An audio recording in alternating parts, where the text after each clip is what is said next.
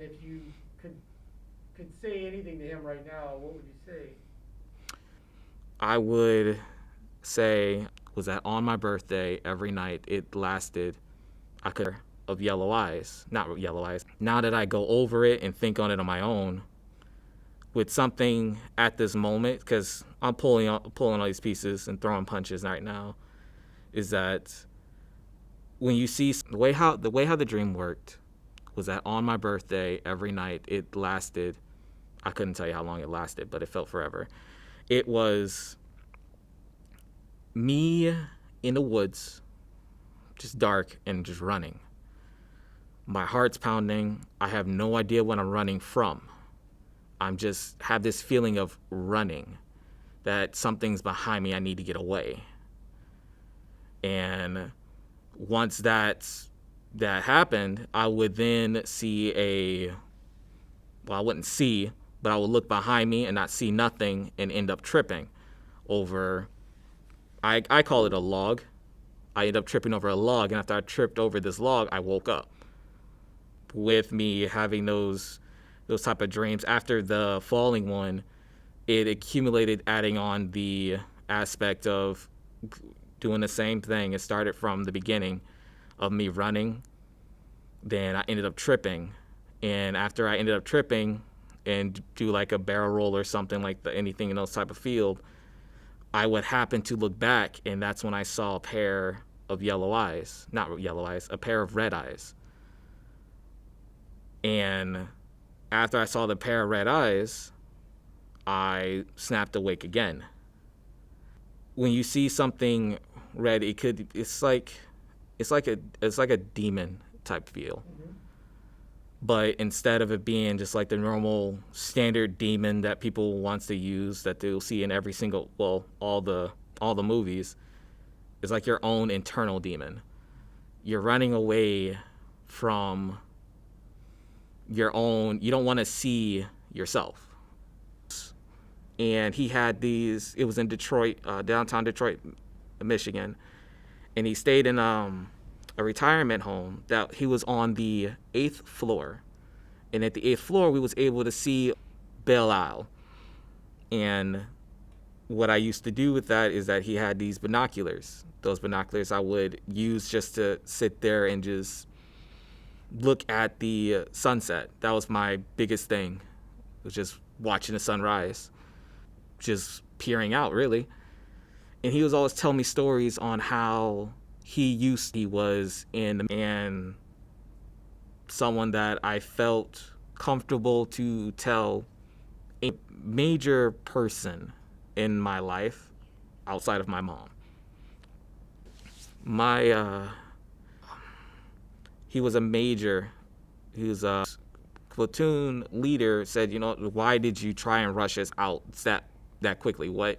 We didn't hear no dogs, but yet you're hearing animals. And he's like, let's just sit over here and wait. So my grandfather, his name was Samuel Turner. He died when I was in middle school in 7th grade. From best of my memory, me and my grandfather was tight. Like whenever he wanted me, I was always there. And he always used to tell me stories back when I was young. I remember being at his house, and he had these. It was in Detroit, downtown Detroit, Michigan, and he stayed in a retirement home that he was on the 8th floor, and at the 8th floor we was able to see Belle Isle. And what I used to do with that is that he had these binoculars. Those binoculars I would use just to sit there and just look at the sunset. That was my biggest thing. It was just watching the sunrise, just peering out really.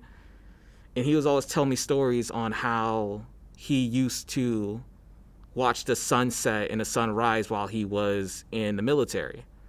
He was someone that I looked up to, and someone that I felt comfortable to tell anything. But he was the major person in my life outside of my mom. My My grandfather was career military. He put in 20 years before retiring. One story that I can recall is him telling me about being out in a cabin, normal cabin out in the woods, and they were stationed there. They were taking turns to watch for enemies to make sure no one was going to come by. And he stated that on one night, it was a full moon. It was bright. It was just bright as any night can be, really. And he heard dogs. That's how he called it. He heard dogs barking. And at first, while he heard the dogs barking, he thought that was the enemy sending in dogs, sending in reinforcements. Like, they found out where he was, so he woke up his entire platoon. And as he woke up his entire platoon, they said they didn't hear anything, but he was still hearing dogs the entire time. And next, he was like, he didn't understand as to why he was hearing these dogs and nobody else was hearing dogs. After being yelled at, he managed to convince everyone to leave the cabin. And after convincing them all to leave the cabin, they left about 20 yards west from the cabin. And as they were about 20 yards west from the cabin, his platoon leader said, why did you try and rush us out that quickly? We didn't hear no dogs, but yet you're hearing animals. And he's like, let's just sit over here and wait. Let's wait here and see what happened. So those same binoculars that I was using, he used.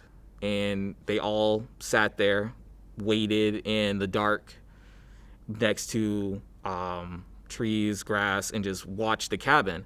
That's when the enemies came to that cabin and they actually blew up that cabin. It was like, wow, I never just that instant when me being a kid and him telling me that, like, oh, they blew up that cabin, I'm thinking to myself, like, wow, because of him hearing something like a gut feeling telling him to leave, he actually got everybody up and out of there and they all left. I mean, like he said, I think from the best of my memory, he was like, some of them was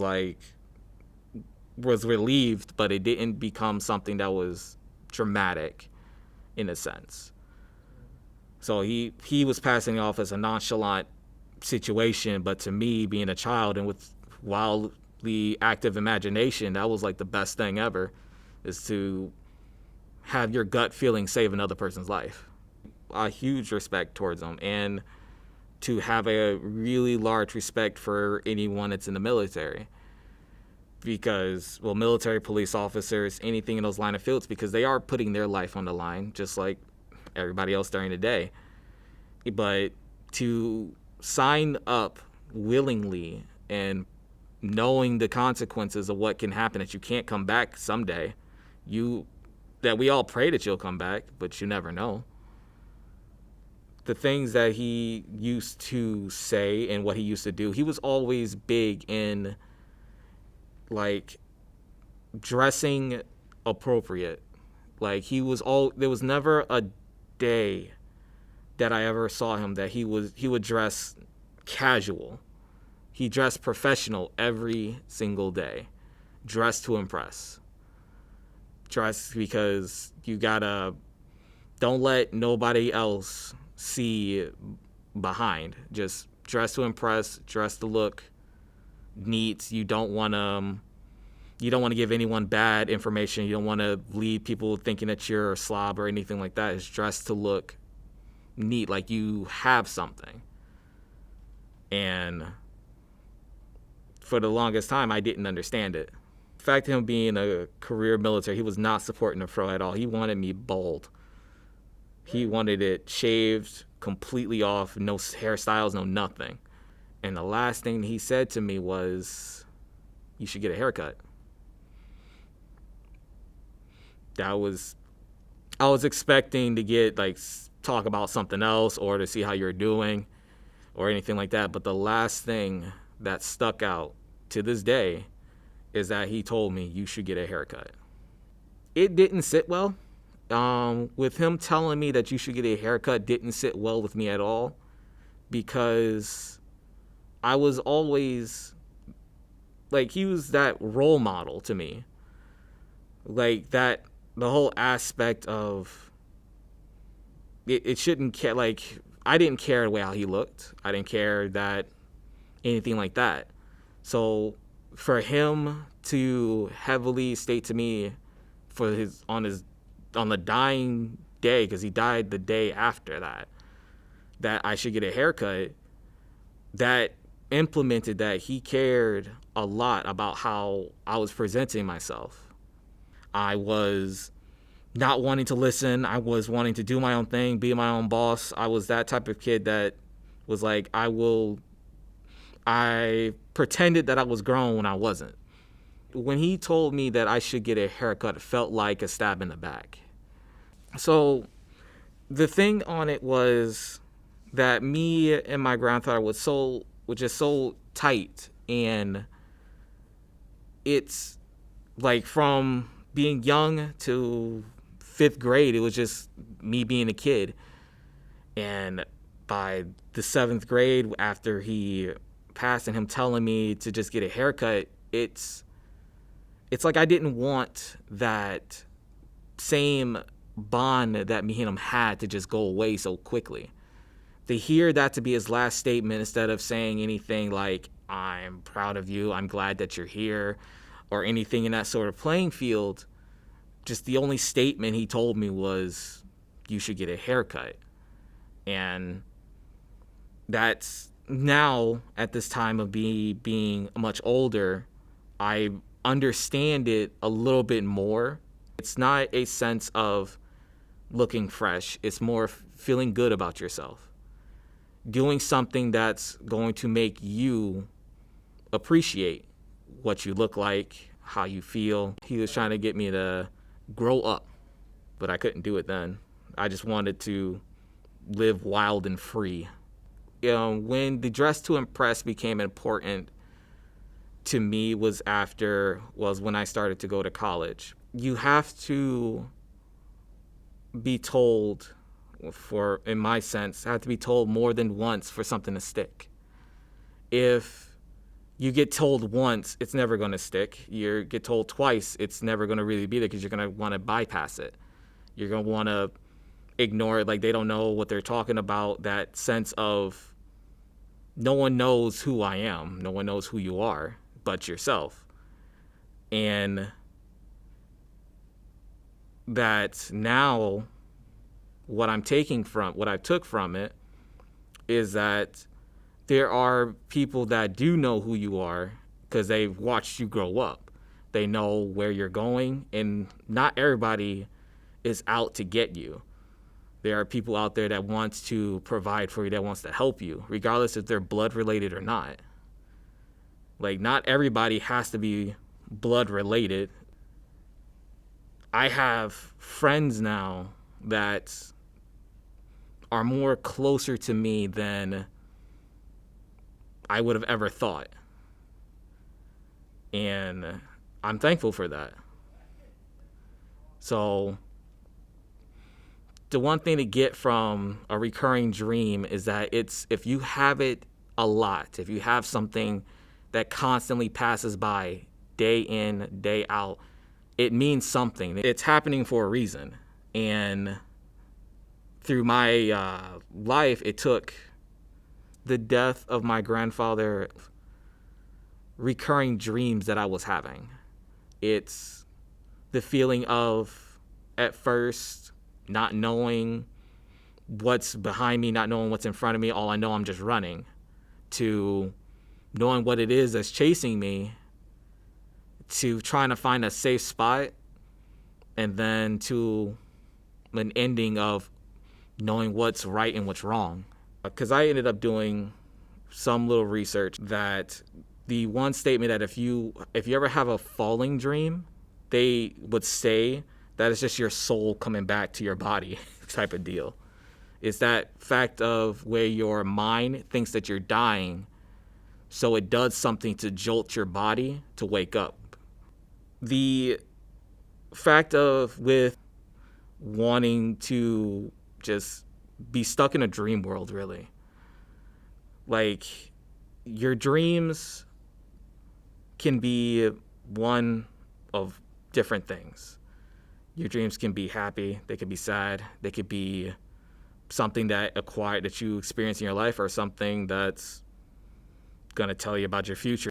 Dreams have a much easier standpoint than trying to deal with reality. Just like being in a video game, it's being in somewhere that's creative, that you're not you, that you can be somebody else, something else. You can deal with someone else's life. You're in control. It's that sense of having control over the reactions, the words that you can say.